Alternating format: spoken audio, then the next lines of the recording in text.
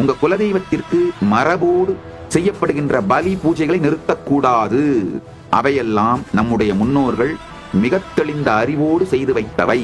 உங்களுடைய குலதெய்வம் மரபுப்படி பலி கொடுத்து பூஜை செய்ய வழக்கம் இருக்கின்ற குலதெய்வமாக இருந்தால் கூட நீங்க அந்த நான் வெஜிடேரியன் பிரசாதத்தை சாப்பிட்டுத்தான் ஆகணும்னு கட்டாயம் கிடையாது.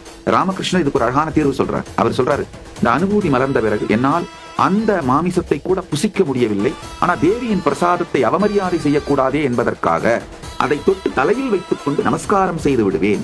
நீங்க அதே ஸ்டாண்ட் எடுக்கலாம். அதனால குலதெய்வத்திற்கு பலி கொடுக்கின்ற வழக்கம், பாரம்பரியம், மரபு உங்கள் குடும்பத்தில், உங்கள் சமூகத்தில் இருந்தால் அது மாற்றப்படாமல் முறைப்படி அது தொடர வேண்டும். அது ஒண்ணு. இரண்டாவது, அந்த குலதெய்வத்திற்கு பலி கொடுத்த அந்த நான் வெஜிடேரியன் ஃபுட் மாமிசத்தை சாப்பிட்டே தீர வேண்டும் என்கின்ற கட்டாயம் இல்லை. நமஸ்காரம் பண்ணி அந்த மரியாதையை செலுத்தி விடலாம். அது இரண்டாவது. மூன்றாவது, உங்களுக்கு ஆசை சாப்பிட்டே ஆகணும்னு நினைச்சீங்கன்னா குலதெய்வத்திற்கு பலி கொடுத்த அந்த பிரசாதத்தை உண்ணுவதனால் கர்மம் இல்லை. சாஸ்திர பிரமாணம் ரொம்ப தெளிவா சொல்லுது. கருட புராணம் மிக தெளிவாக சொல்லுகிறது.